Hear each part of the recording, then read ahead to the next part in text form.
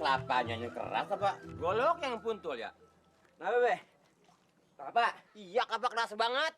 Mari deh, Samson membelahin. Alah, emang lu bisa? Insya Allah Samson bisa. Mari. Nah, ini kalau bisa. Bismillahirrahmanirrahim.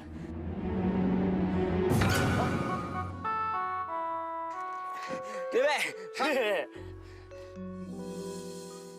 Son, ini bukan belah namanya, remuk nih kelapa. Tapi masih bisa diparut kan, Be? Bakal jadi santan. Ya, bisa. Udah sekarang gini, sekalian tuh kayu lo belahin buat masak.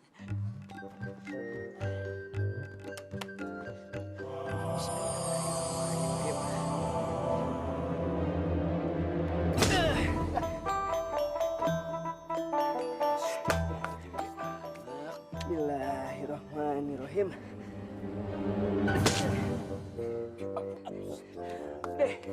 Son. Son. Bawi mau nanya. Majikan yang sekarang sama gak masih manap? Alhamdulillah, Be.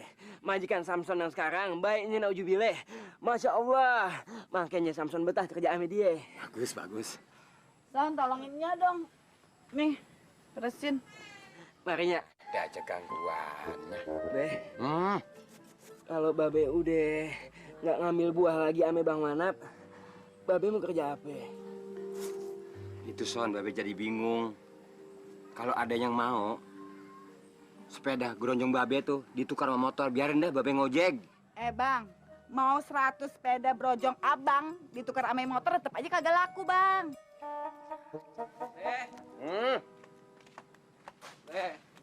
Supaya Isro bisa tidur lagi caranya gimana ya, Be? Soalnya Isro udah kecapean nih, Be. Tidur terus dari pagi sampai malam. Dari malam sampai pagi lagi. Masalahnya nih, Be, mata Isro udah nggak bisa merem lagi, Be. Masih kurang puas tidur lo. Lo ada sumur. Lu berendam dalam sumur, adem. Soro denger ya.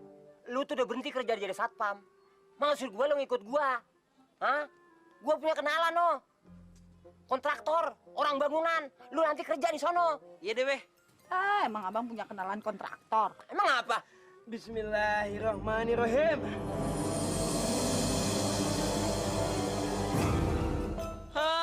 Salah puji Isro jadi putus.